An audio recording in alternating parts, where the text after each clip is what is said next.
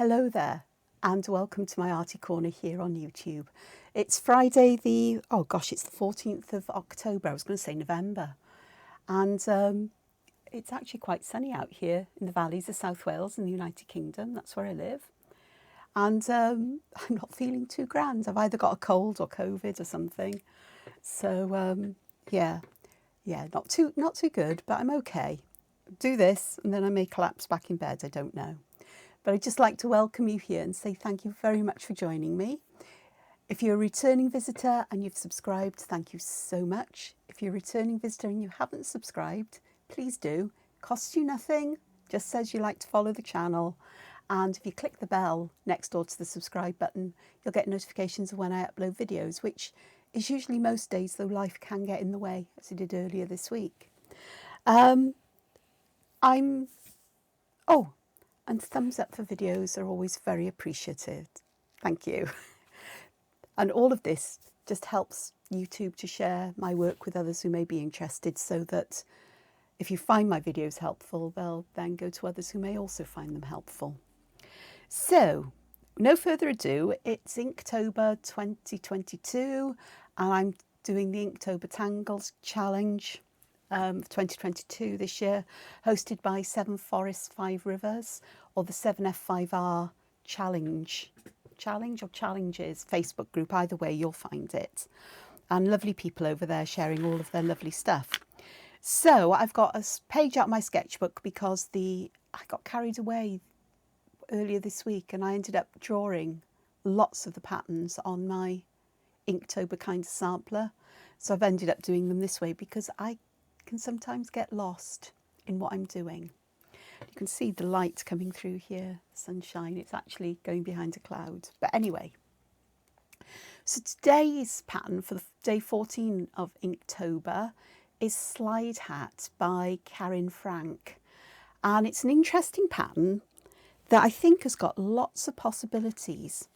And I'm going to draw it on my piece of paper. And I'm going to start by drawing the main part of it, which is a lovely sinuous undulating line which can go in any direction you like, any sizes. It doesn't have to be consistent, the distance between them doesn't, but obviously you can make that so if you wish. And the second step in this pattern is simply to aura that first line. So I'm doing that here so you can see what I'm doing as a whole. And if you watched my last video on days 11 to 13, I haven't finished colouring those in.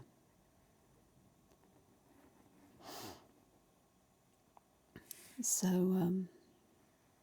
I think today's going to be a quiet day. I'm not going to try and do any work really today, because I know I'll get frustrated and I'll end up feeling worse for it. Hopefully it's just a cold and it'll disappear by tomorrow. There's an awful lot of colds going around, and I was in the presence of people earlier this week, actually physically in the presence of, which is very scary. Okay. So this is called Sliderhat, and we are literally going to put hats on these peaks and on the bottoms of the troughs as well. So I'll zoom in for that so you can see what I'm going to do and how I'm going to do it. Excuse me. Cough, cough. I've got my light on. Yeah, I got the light on. Okay. So I'm going to start somewhere down the side. So if you think of this as the peak of a mountain, we're going to put it's coming up to winter time here in the Northern Hemisphere, so let's give our peaks some little hats to keep their heads warm. So I'm going to draw an aura around, and I like to sort of like curve the ends of them quite a bit. So that's one, but that's not a very thick hat. So let's keep going. So the next one will be a little bit smaller.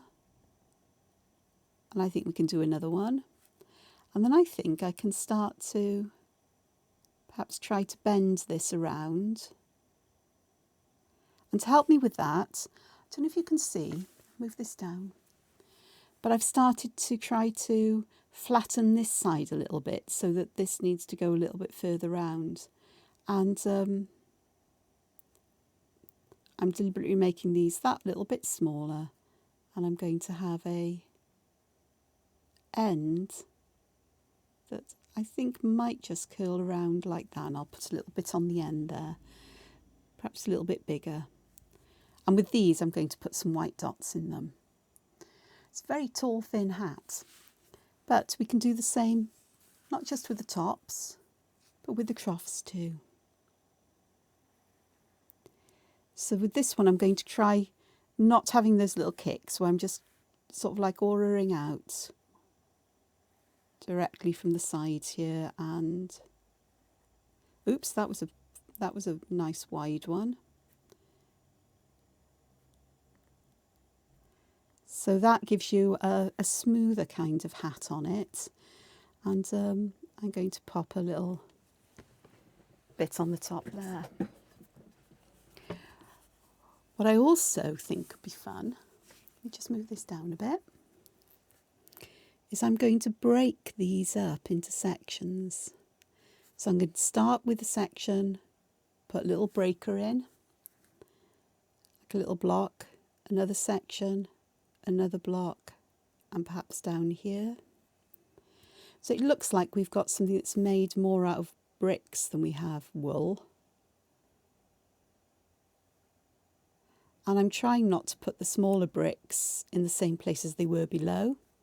I failed in that one. But ultimately it doesn't matter because it's just a way of adding some more texture or interest to these. And then I'm just going to finish it off in the same way I did the others. That one I'm just going to put a little diamond on the top. Okay, taking this as an inspiration, I'm going to start by drawing a hat on, and then I'm going to fill this with little crescent moon shapes, you know, little circles, semicircles. And then the next one, because I wasn't quite sure how I was going to do this, I can just draw the next ones in. But they really do need to get smaller towards the ends, because we want them to sort of fade away, I suppose. I'm not doing a very good job of this. I've never done that before. It looks a bit like a strange pine cone, doesn't it? Now I've got these little black bits here, so what I'm going to do is I'm going to create these kinds of things on each row, so there's a consistency there. Not doing a very good job, but I'll get there.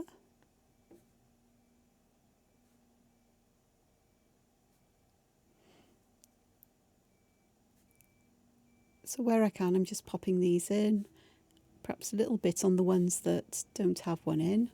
And that does look quite pine coney-ish, doesn't it? It does a bit. And to do it, to do a better job, I'm just going to go into my pencil case here, get a pencil out. I think we could actually draw in the shape of the hat that perhaps we want.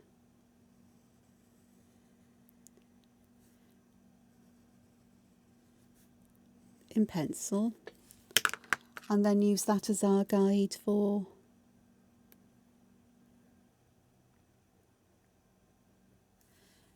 these. So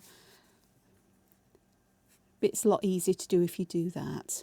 And then I can just go from the top to the middle, from the middle to each, and eventually it will sort of sort itself out and will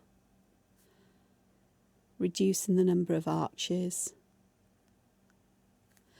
And I think when we're getting down to one big one like that, we can start to make these smaller as well.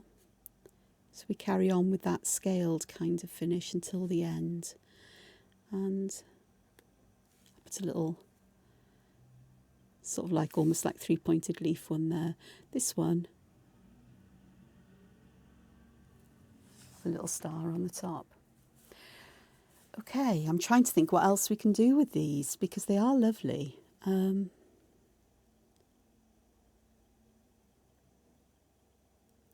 So instead of, oh, you didn't, I'm sorry I was off the camera, wasn't I, for that?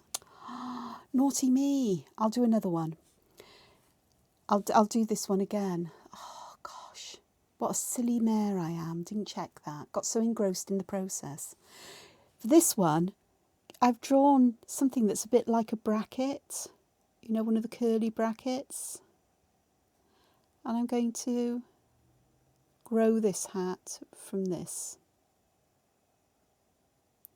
This is one of the problems of me working on a big piece of paper. So that creates an interesting pattern. This one, you heard me talk about it, I do apologise. I actually drew the shape of the hat in pencil, and then I used the sides of that as the guides for these scallop shapes or semicircles or whatever you want to call them on the sides. And then I draw fairly straight along the side and go to the middle of the next one in and repeat that across. Not worrying if they end up in very different sizes, but make the last one follow the shape of my pencil curve. It doesn't have to go exactly. And there are some where we've got getting some very big curves, so I'm going to actually put some smaller ones in to make them that little bit smaller.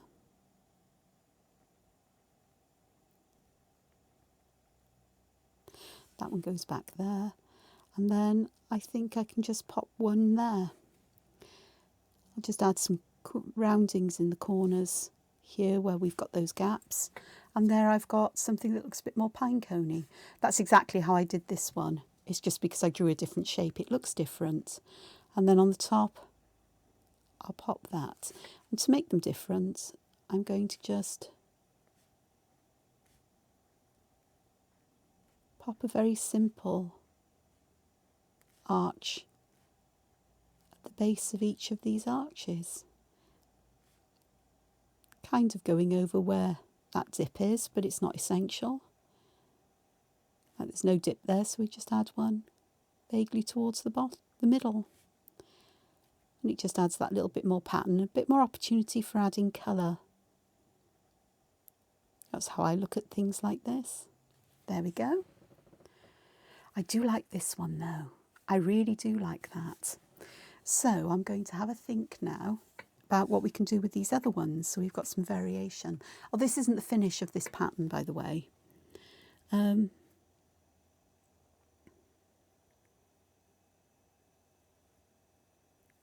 So I've started in a similar way to this one, but what I'm going to do is I'm going to use this. I've started here, and instead of going all the way round, I've dropped it back to this, just this side of the point, and I'm doing the same on each one here.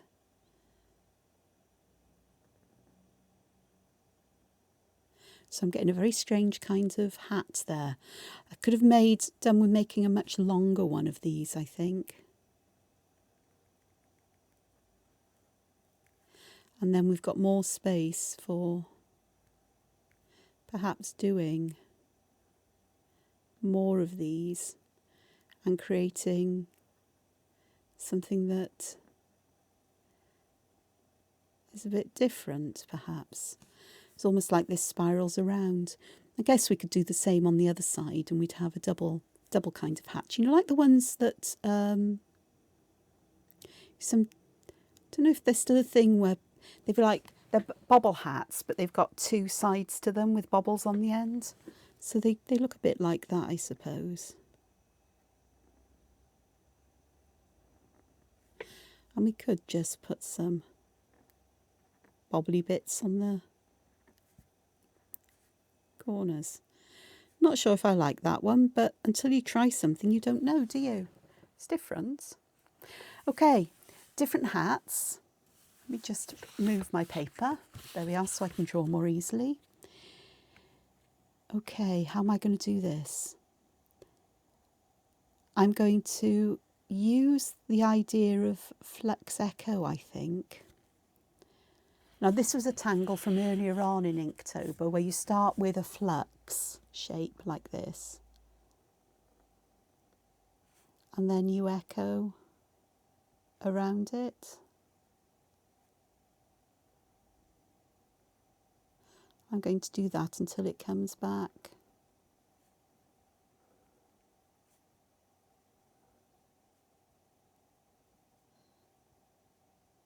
Towards here, and I can just finish it off quite nicely like that. It's not quite a hat shape, but it is quite an interesting shape. I'm just going to pop that in there and perhaps pop some in on either side. These just to add some detail and interest. There are many ways you could do that, you know, by colour. Oops, I've missed one. Perhaps patterning one, or black and white would be very graphic. But it's a kind of a hat. It's kind of a weird kind of, you know, ornate, showy crown or whatever. Okay, so if we're doing hats, let's do a crown. Because who says we can't? I'm going to pop a big diamond there, and let's have some kind of jewels in each section then, perhaps here, and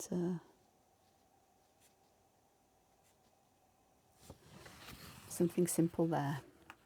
So that's all of my hats. I'll zoom out now because give you a chance to see it all. It's all a bit of a mess. Well, you know, it's not really a mess, but it's, you know, ornate enough. I've said this isn't finished because we now need to do some aura. It's kind of auraing of the original shape, but it's like we're going, yeah, you'll see, hopefully. Okay, this is how I make sense of this. So I'm going to draw underneath these arches like this.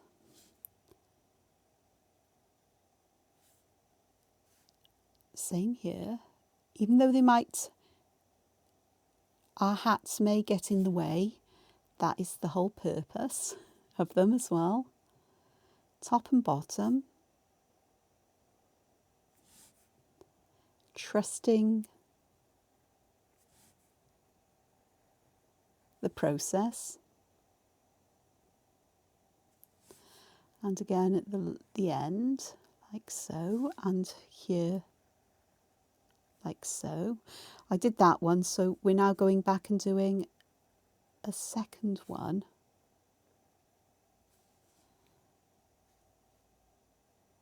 In each space. Now in an ideal world they'd sort of connect together, but I'm having trouble seeing how they would kind of connect from one side to the other at the moment because of my strange hats in the way. But the pattern is set up, so it's actually fairly easy to work it out. And these are opportunities as well to add patterns in there. So, or spaces to add some pattern. You know me, if you've watched me before, you know I go terribly ornate on things. Just going to add a border there and another one there. This one, I'm going to put some of these kinds of shapes in. And perhaps I can do the same on this one.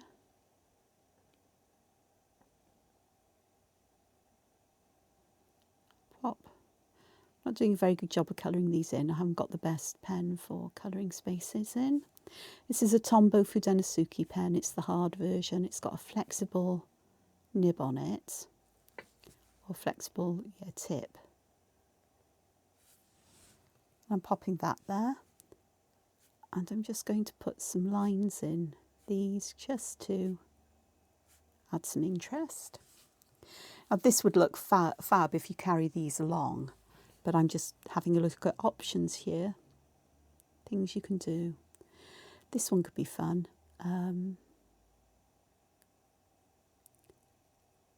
Let's do this like jonquil, which is a Zentangle pattern.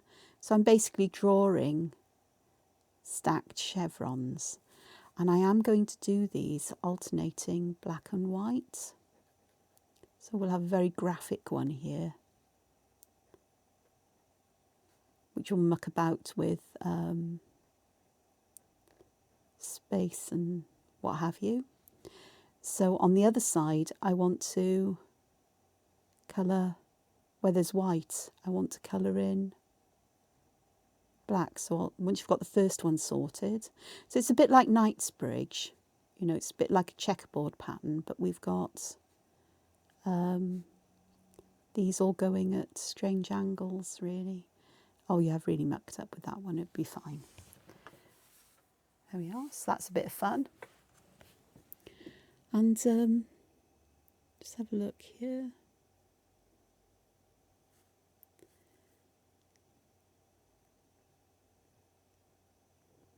I don't know what I'm doing here, I'm just making it up as I go along, I think.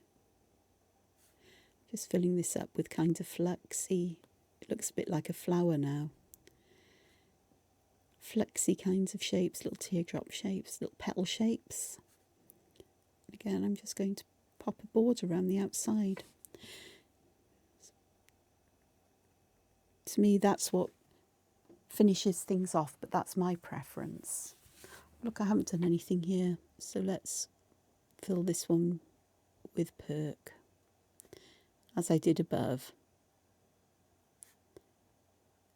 because I can. Okay, so we've got some things going on here. You know, you can fill these in with anything you want to. So let's do some random sized little circles, orbs, tipple, I think is the Tangle pattern, except I just draw lots of different kinds of sizes. Not too big, but enough to give an interesting kind of texture.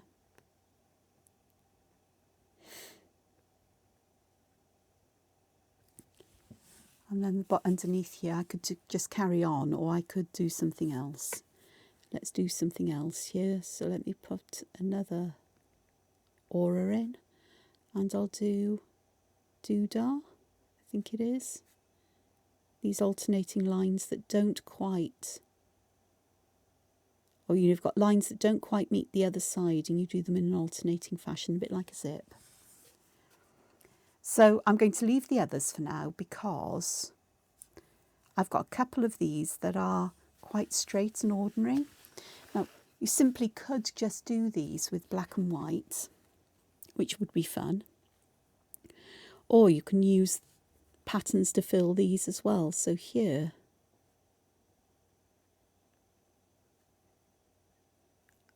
I can use this idea of perk again, but do this in alternating sections. Leave the ones in between alone, so they act as that border between them. And here they could be boulders or snowballs, I guess. I'll finish it off in the same fashion, actually. So we've got the underworld of perk down here. Actually, it sort of echoes what's on top in a nice way. So we've got the borders between, but they're much thinner.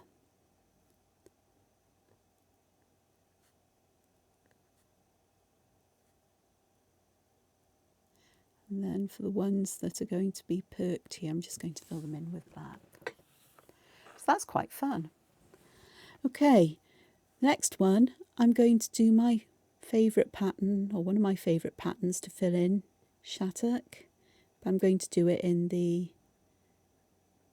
it's a zigzag, but for each time you draw the zig line, you then go back and fill the space you've just created.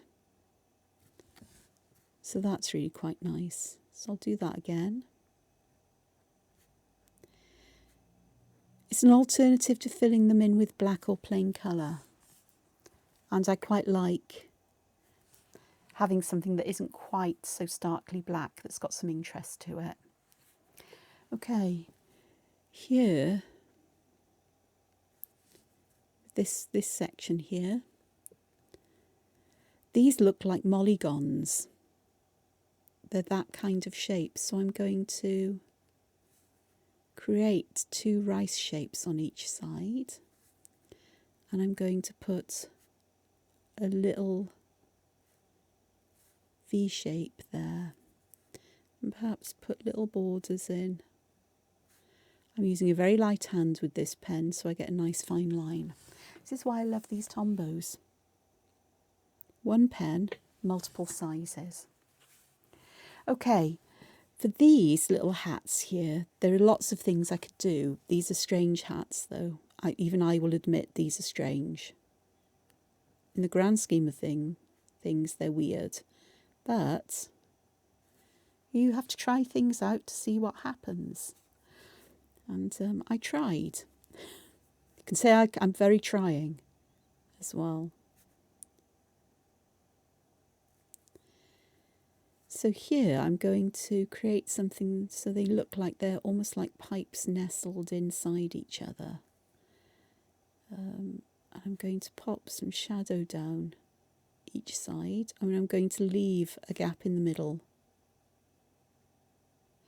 I'm just going to get these lines to get closer and closer together towards the edges, like so. So we've got a kind of pipe, overlaid pipes going on there. I haven't done any print on little spirals for a while. So we'll fill this one in with little spirals because I can.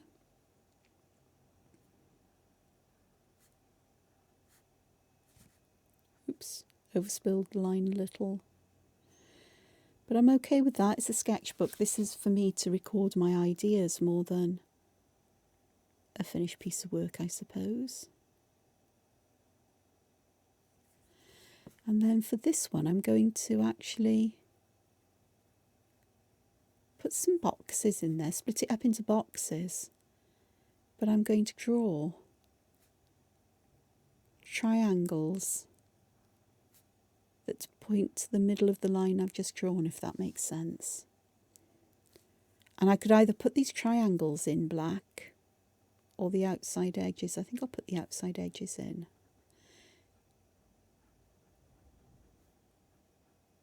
Very graphic.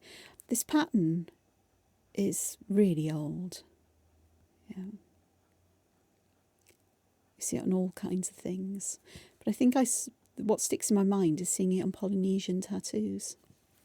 The very graphic ones like Maoris and, the Polynesian islands. Filling the black in has sort of like dulled those dulled those triangles down, but it's still a pattern. Okay, and going to have triangles. Let's fill this section in with triangles.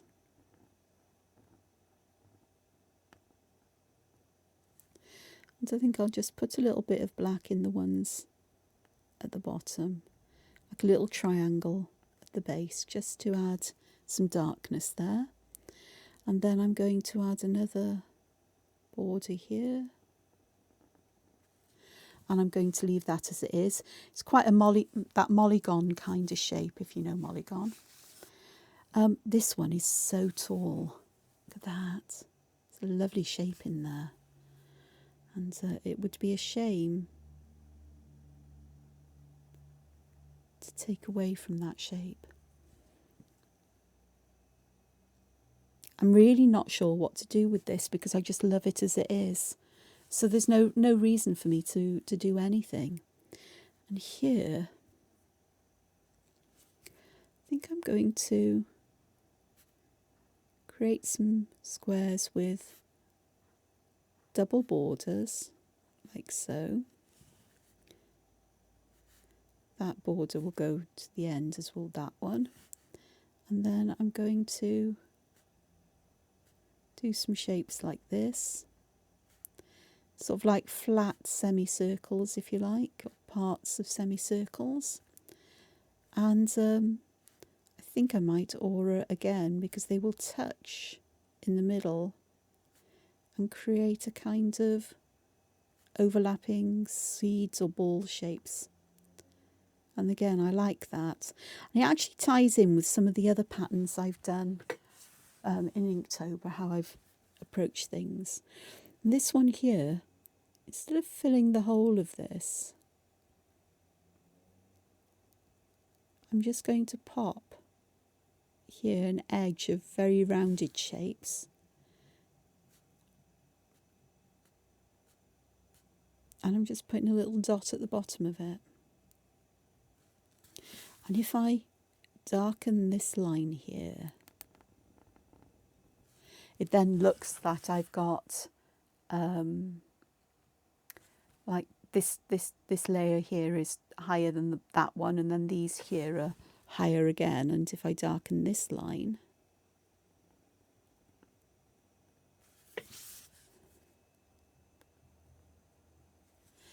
then it looks like these are tucked under and this is higher again.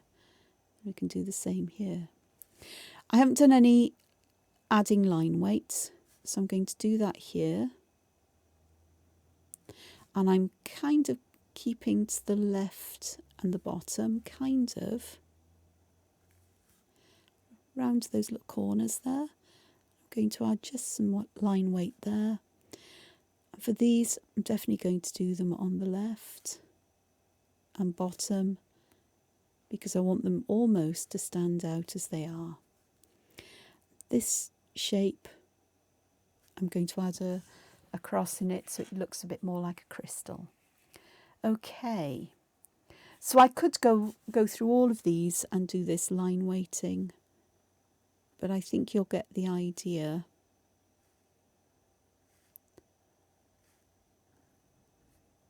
If I just do a couple, where I'm looking at where the left and the bottom swap over. They swap over somewhere towards the side, but it doesn't matter as long as you're consistent across the whole area of design, then it'll work.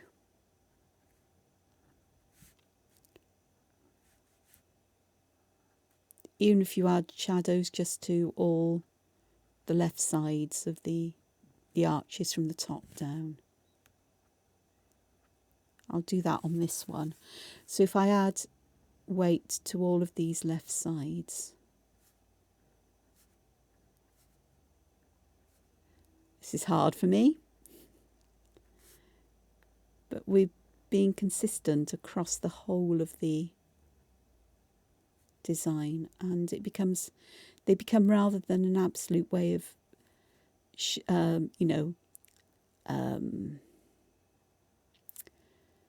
describing where the light source is, it actually all becomes part of the pattern. And it works in the same kind of way. It just suggests that these are sticking up. This does look a lot flatter than that one, I do have to say, but it's fine. Okay. Here, I'm going to add weight on this side, these.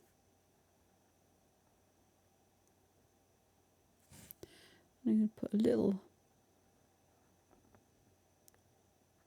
a heart there, because these are actually heart shapes, aren't they? So it's like stacked hearts. Just a little bit of weight on the other side of the point. There we go. That looks grand. Perhaps some weight here. I tend to use line weight instead of graphite. in many instances. It's not something that I spread out as such, but it's my way of suggesting shadow and depth and so on. And I then use colour to enhance that, whether I use lots of colours or monochrome. So just looking where the bottoms of these are, just to add that weight in. There. Okay, how am I doing for time? It's only taken me just over half an hour to do all of this. Let me just add some weight in various places where I think I'm going to need it. Here it can help with the idea of these being overlapping.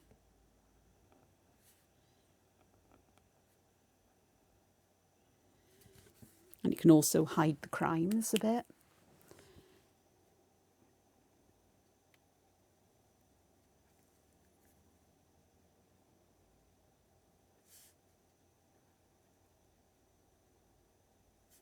Hiding the crimes is where I've perhaps drawn a line a little bit longer than I'd want to.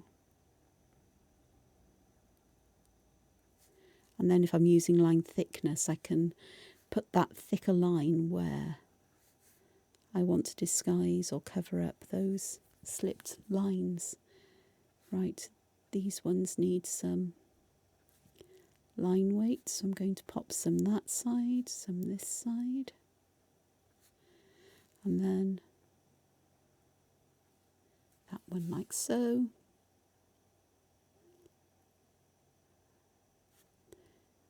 Some line weight there.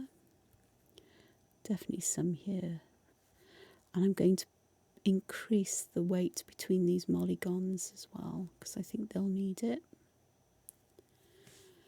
Okay, I haven't done any line weight here, but I think I'm going to treat this one as if it's just one object. Here, pretty much the same.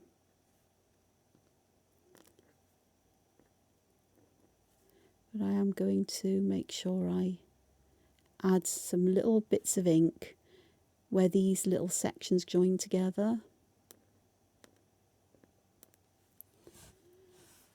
Okay, how are we looking? Am I happy with that now? I think I am. I think I'm okay with that. Okay, so I dug out loads of pens to use. Now, of course, naturally I haven't used them all. But I have got here, which I should have got first, my Inktense. And so I'm going to start to add some colour. I'm going to start with this one. And I'll try and zoom in for you so you can see what I'm doing, or what I've done. But because I'm using such a large piece of paper, I'm going to try to keep it in shot for you.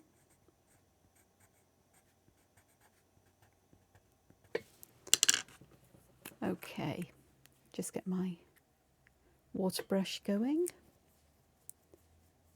Takes a sec, but we're okay now.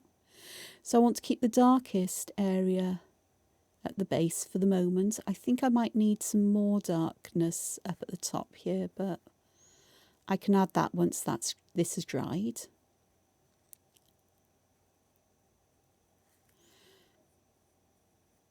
I don't know why I chose blue for this, but you know.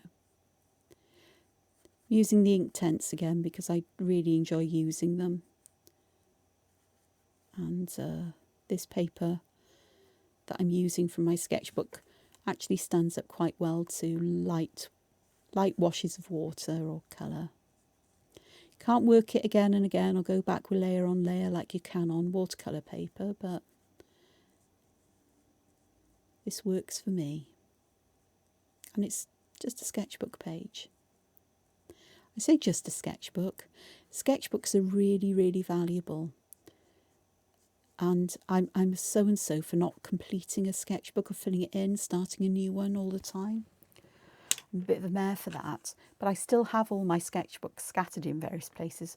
Something I need to do is to find a way to get myself, organise things and put things together in one way or another. Okay, I'm going to do these ones next here with blue because I can. So I'm doing the same thing where I'm putting the blue at the base on each side, and that central one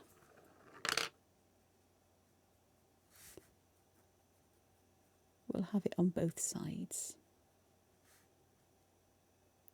Just go back and dampen that. So I'm not going to do all of these sections in the video, because this is entirely up to you how you do it, but I'm just going to show you how I would approach it and some of the more tricksy areas perhaps.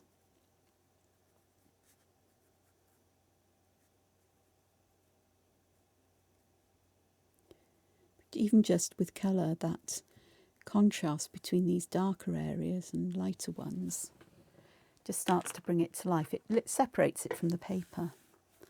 Okay, well, I've got the blue in hand. Let me add some here to this. Let me add it on either side of these white bands.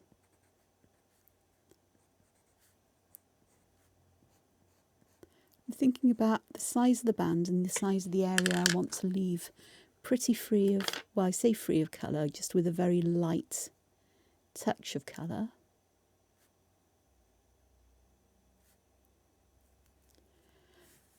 And then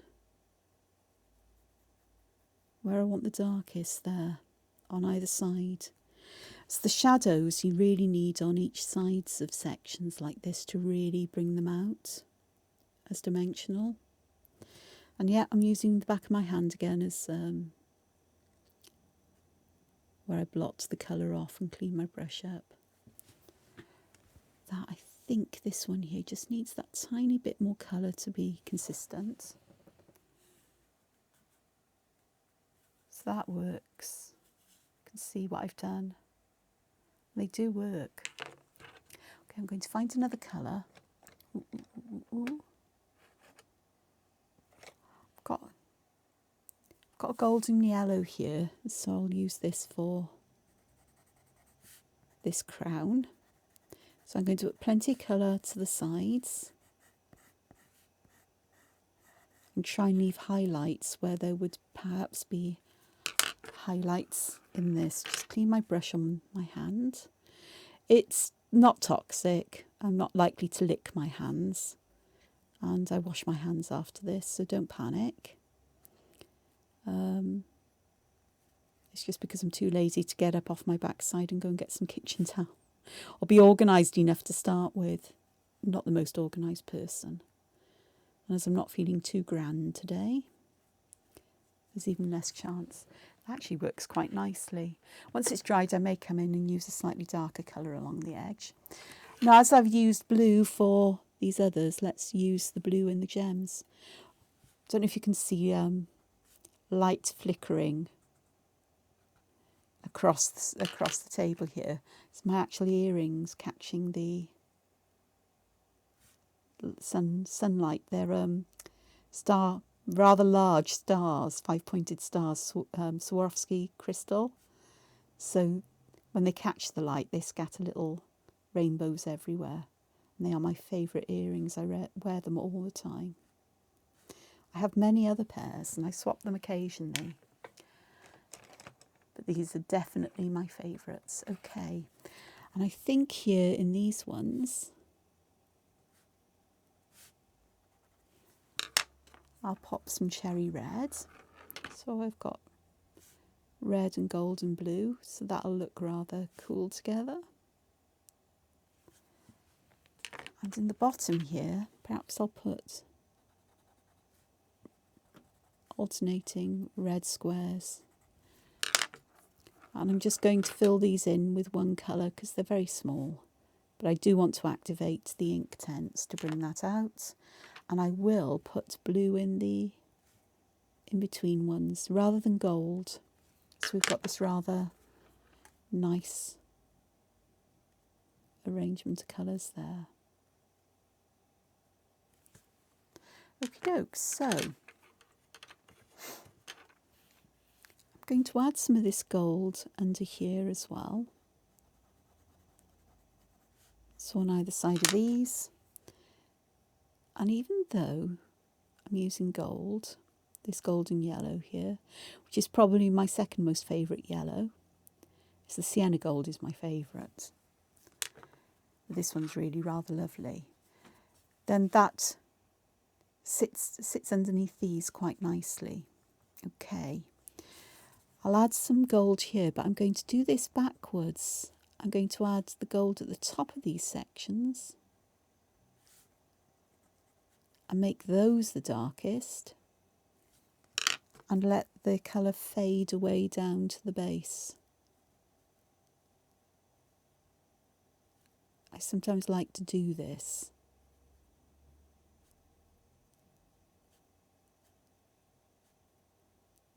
Not everything has to be always logical. Okay, so I've got those. So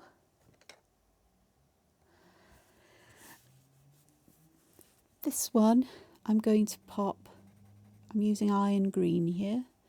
So I'm digging all my favourite colours out. And I'm going to pop the iron green on both sides, and I'm going to leave the middle part fairly free of colour, or with just a very light amount of colour there.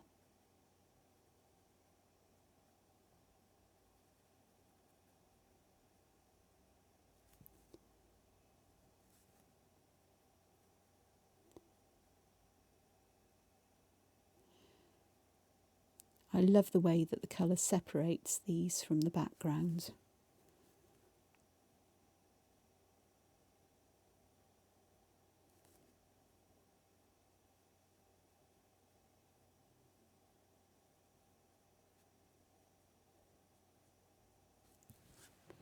So it looks like a Christmas tree or a, fir tree. Okay, these sections, there are two ways of approaching these. We could colour in each individual element, but what I'm going to do on one is I'm going to put all the colour basically around the sides, but paying attention here and around there. I want to keep a section in the middle that is clear of colour if I can, or mostly clear. So I'm just activating the colour and I'm pulling little bits of colour towards that centre. But essentially I want to keep most of the colour along the edge, and I don't want a harsh line. So I'm trying to blend this out as I go, keeping that shadow there, blending this out so I don't have that harsh line, but still keeping a light area in the centre where there's not a lot of colour.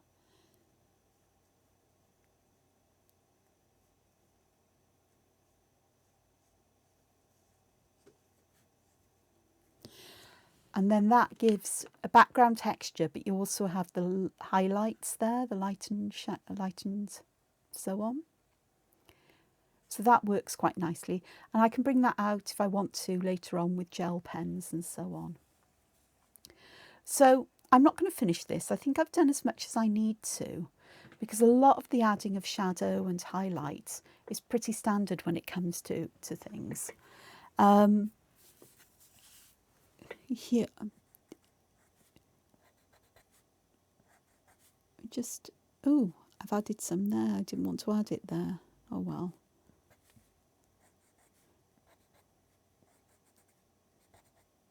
Looks like we're going to have a green central section. And here for me, I'm just going to put the colour in between the ups and downs, because then I can keep the ups and the downs, the highest and lowest points of this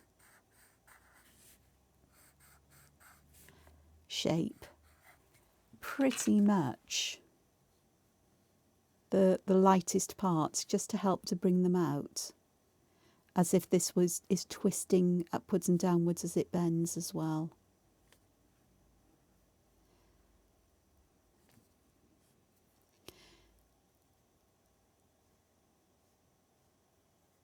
Not my best work at colouring, but I'm sure you'll forgive me.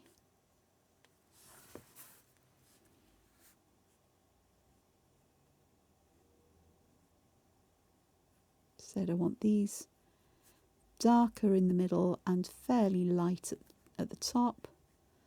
Activate that, push the colour back, spread it out a little bit, trying to get a smoothish kind of gradient, but it doesn't have to be all that smooth because I want that feeling of darkness towards the middle of these and the lightness at the top and bottom. The lighter something is, the closer it feels to you, or it appears. And the darker something is, the further away it is, especially if you're using cool colours with it, like greys. If you ever look at a landscape at a distance, the further away things are, the bluer they appear. And the less saturated the colours are, the greyer they are. So I'm working with the idea of I'm using less saturated colours to suggest actually brightness and light rather than distance here, because then they're not grey. I haven't done a very good job, but a good enough one for a sketchbook.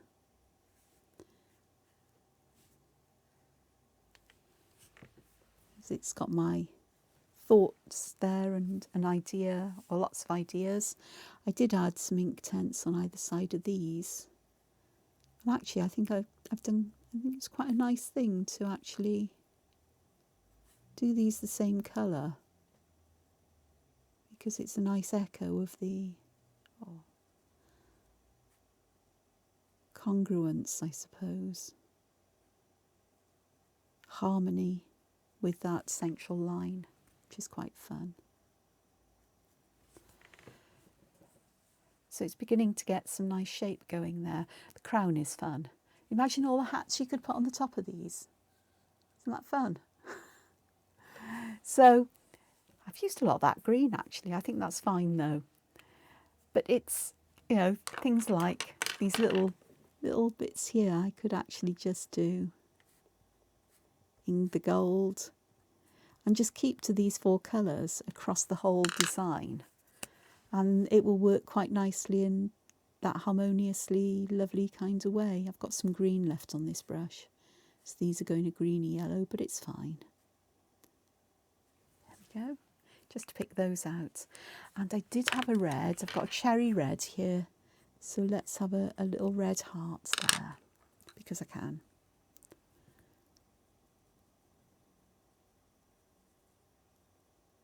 There we go.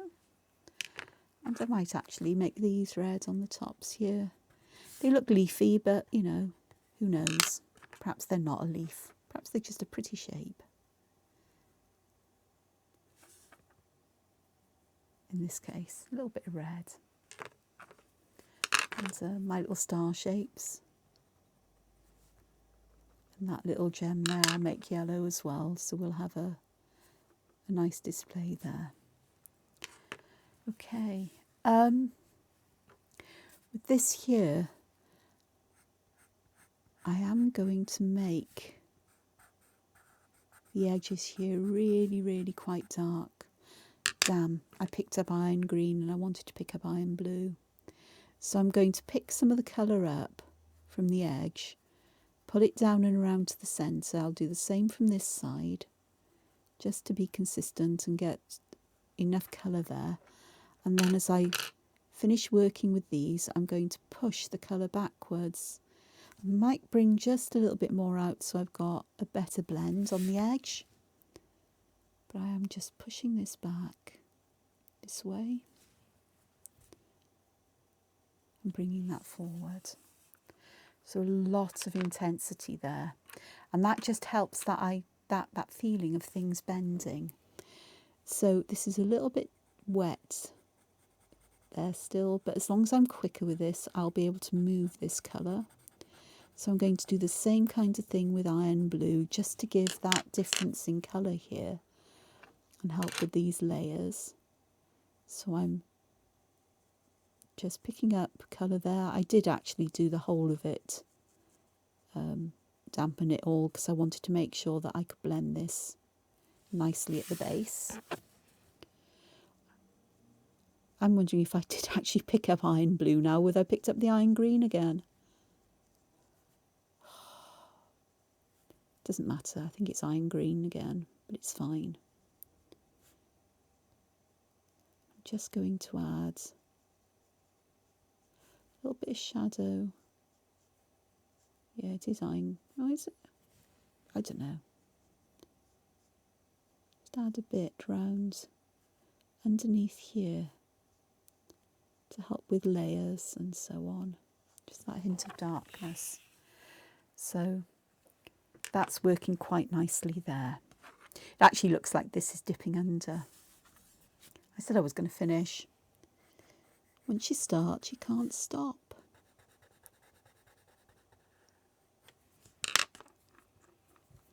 Okay, so with the cherry red, I'm paying here attention to where I've got this dark line.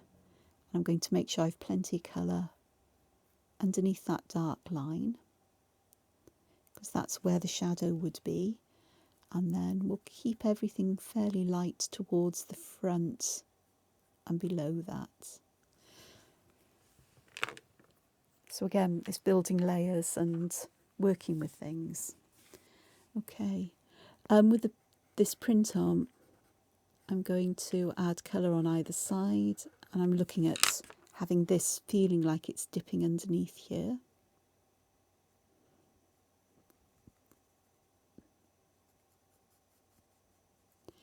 And I've got a feeling that I'd like to come back and add extra colour to this once it's dry.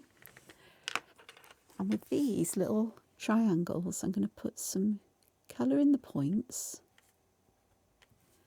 And I'm just going to blend that backwards. It will just help to bring them out, I think. And I think golden triangles will be quite nice. And I'll add gold on either side of this line and this one. And this is wet, so I'm going to have to blend this one quickly. This one I can take a little bit of time over. That one I'd remembered now I'd already added water to. Okay, let's have a look at these polygons here very quickly. Seeing as this is what I seem to be doing. Yeah, I did do iron green twice there. What a silly mare. So I'm going to put iron blue at either side of these little rice shapes here. I'm going to try and keep an area in the centre that is lighter. It's a bit tricksy because it's such a small area, but the tip of my brush is fine enough to do this. If you're using pencils, sharpen your pencils. There we go, and that just starts to bring that out. These Y shapes here, I do want to put them in yellow, because yellow and blue are complementary colours, opposite each other on the colour wheel, opposite-ish. Orange is the complementary colour of blue, but this is a lovely orangey yellow, warm yellow, so it'll work. And then I'll decide what I do with that little bit in the middle once it's dried. Okay. I'm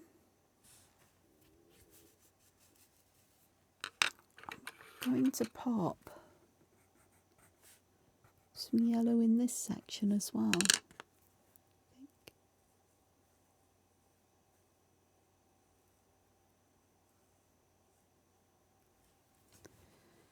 There we are.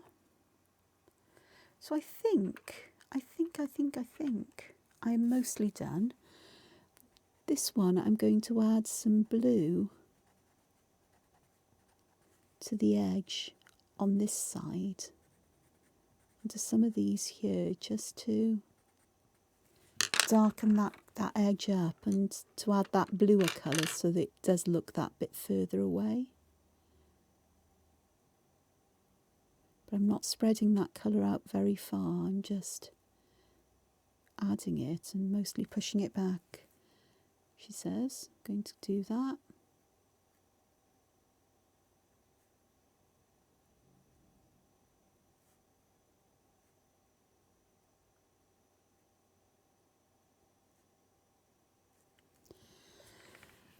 And that's intensified that colour and that feeling of roundness as well. So, this is, put its name down, Sliderhat.